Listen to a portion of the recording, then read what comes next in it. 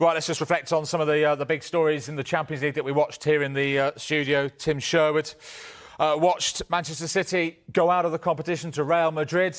Deja vu, 3 seasons in a row. Tim, no miracle tonight. No, damage was done, obviously, at the Bernabeu last week, unfortunately. They played excellent tonight, Man City. Obviously, they go down to 10 men. Bernardo Silva gets sent off. It was Vinny Jr. with a second phase. He's already had a shot. It's come off the post. They keep the ball alive. They go to the back post. He takes a touch and he hits it past Donnarumma and Bernardo just leans into it. And me and Kev were just looking. We just think it might have been his sleeve. You know, it's up there, but you can't argue it. And it stops obviously a goal. And they give him a red card once they decide it's handball. And then they got an uphill task from there. But they played well and they got back into it. Erling Haaland scores at the back post. Doku was a forward in Trent's side. He will sleep well tonight, Trent, by the way.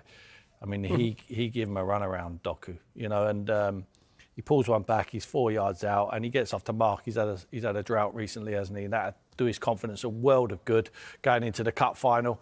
And they just keep pressing. I mean, they're 22 shots at goal, and 8 on target.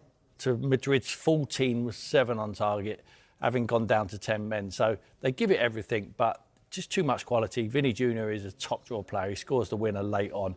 At second attempt, you know, he gets one disallowed. He's celebrating in front of the fans, and he's winding them up, and then it gets ruled out from VAR. So they start laughing at him, but he has the last laugh because he is absolutely world class. This kid, he is the difference maker, certainly. And Mbappe's back as well. Carvajal come back. It's all good news at the moment for Real Madrid. It looks like they're going to play against Bayern Munich in the next round. That is mouth-watering. I'm certainly going over to the Allianz for that one. Yeah, that'll be a cracker, wouldn't it? You said the damage was done in the first leg for Manchester City. To what extent was that down to the team selection? Possibly. He went bold, didn't he? He went really bold. He did go bold, but when does he ever not go bold? Yeah. He always goes bold, doesn't he? I don't know if they ever sit back and protect. I mean, it's really difficult. I find it very difficult. I always say it to criticise the man. I think he's a genius at what he does. I love Pep Guardiola. I think he's achieved so much. And sometimes he's human, he does make mistakes, and in hindsight you'd have to say that was a mistake over there. But I never really see him ever shut up shop, you know, and I think it's very difficult to keep them out. I mean, Valverde had the game of his life, didn't he? I mean, the goals he scored, and, you know, you're thinking, when the teams were picked over there, you're thinking, oh, Man City will destroy them. But weren't the case. Yeah, they turn up. This team turns up at the last stages of the Champions League.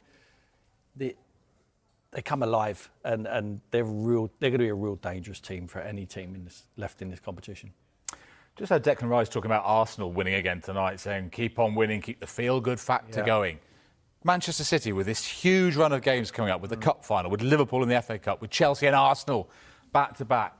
What's the feeling inside City at the moment? What shape are they in to come good at the time of the season when they normally do? Yeah, well, they're not used to winning nothing, are they? And it's a prospect, isn't it? You know, realistic prospect. You know, if they get beat in that cup final, Mercer's already touched on it. It is so important, this game of football, to take the confidence, get the trophy done in March. You know, it's huge. You'd have to say, they played well tonight. They will take confidence from the way they played tonight going into that game. The selections will be different. You can't second-guess Pep Guardiola. You never can. But Arsenal was so hot at the moment. You know, they find different ways. City have to play so well, and they have to be clinical to take their chances to win their games. City never play not well and win. You know, they always have to find a little bit of magic. They've not got the set pieces. They can't dig it out. They don't defend their box very well. They're wide open defensively, but they play so open and expansive. So I fancy Arsenal. I really do. I mean, having seen the two tonight and the way they performed and building up to this, and the pressure now is on Man City, Arsenal look like they're going to take care of the Premier League with the lead that they have.